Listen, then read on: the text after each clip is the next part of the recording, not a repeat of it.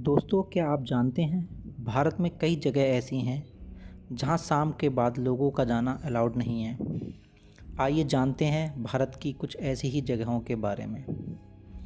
जब भी भूतिया स्थान यानी भारत के हॉन्टेड प्लेसेस की बात होती है तो सबसे पहले एक नाम का जिक्र जरूर होता है और वो है भानगढ़।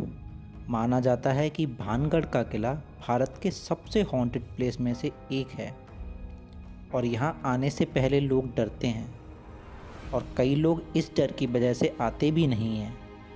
ये तो दिन की बात है, रात में तो भारतीय पुरातत्व सर्वेक्षण भी यहाँ जाने के लिए मना करता है और इसी वजह से शाम 6 बजे के बाद यहाँ जाने की मनाही है।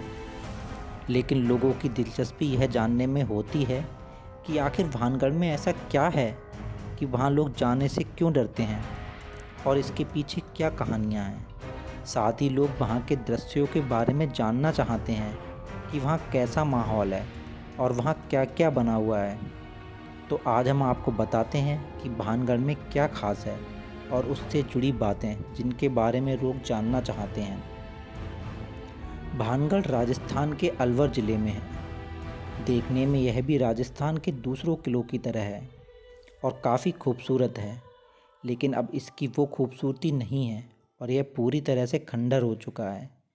इस किले को 1583 में आमेर के राजा भगवंत दास ने बनवाया था और इस किले का भी जयपुर में आमेर के किले से संबंध है। कहा जाता है कि पहले यह भी अन्य किलों की तरह काफ़ी खूबसूरत था, लेकिन बाद में एक श्राप की वजह से इसका ये हाल हो गया। यह श्राप की कहानी ही है जिसकी वजह से लोग यहाँ जाने से डरते हैं। तो आपको बताते हैं कि भानगढ़ को लेकर क्या कहानी है।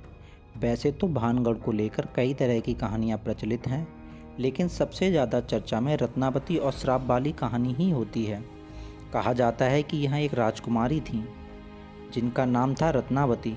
रत्नावती अपनी खूबसूरती की वजह से मशहूर थीं और उनकी सुंदरता की बातें काफ़ी प्रचलित थीं। हर कोई उनसे शादी करना चाहता था और एक तांत्रिक भी था जो उनसे शादी करना चाहता था, लेकिन तांत्रिक ने रत्नावती को अपने तंत्र से बस में करने का सोचा। कहा जाता है कि रत्नावती एक बार इत्र खरीद रही थीं, लेकिन कई लोग कहते हैं कि रत्नावती की दासियां उनके लिए इत्र खरीद रही थीं। फिर उस तांत्रिक ने राजकुमारी के इत्र को तंत्र के जरिए मंत्रित कर दिया और जब यह इत्र राजकुमारी के पास पहुंचा तो वह इस इत्र पर किए गए जादू को पहचान गई। फिर रानी ने इस इत्र को लगाने के बजाय फेंक दिया और फिर जिस पत्थर पर वो इत्र गिरा उससे वो तांत्रिक भी घायल हो गया। लोगों का कहना है कि मरते मरते उस तांत्रिक ने यह श्राप दे दिया कि अब इस भानगढ़ का विनाश हो जाएगा। वहीं कुछ लोग कहते हैं कि राजकुमारी ने गुस्से में आकर ये श्राप दिया था।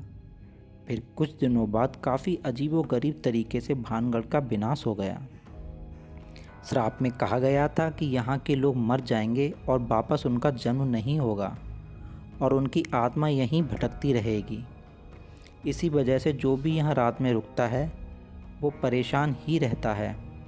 अब कहते हैं कि यहाँ औरतों की चीखने और रोने की आवाज़ आती है। अब ये कहानी कितनी सच है यह कह पाना मुश्किल है, लेकिन स्थानीय लोग अक्सर कहते हैं कि किले के पास से औरतों की चीखने और रोने की आवाज़ सुनाई देती है। कोई बताता है कि यहाँ जाने पर कोई उन्हें मारने की कोशिश करता है और इसे लेकर कई तरह की कहानियाँ हैं। इसी वजह से भानगढ़ के किले में शाम को जाने से मनाही है। यहाँ जाने पर लोग बताते हैं कि जब भी यहाँ कोई रात में रुकता है तो वह मर जाता है या फिर 1-2 दिन में उनकी अकाल मृत्यु हो जाती है। जैसे कई लोग एक्सीडेंट में मर जाते हैं। इसलिए इन प्रचलित कहानियों की वजह से लोग यहाँ रात में नहीं रुकते हैं और सूरज अस्त से पहले ही यहाँ से चले जाते हैं।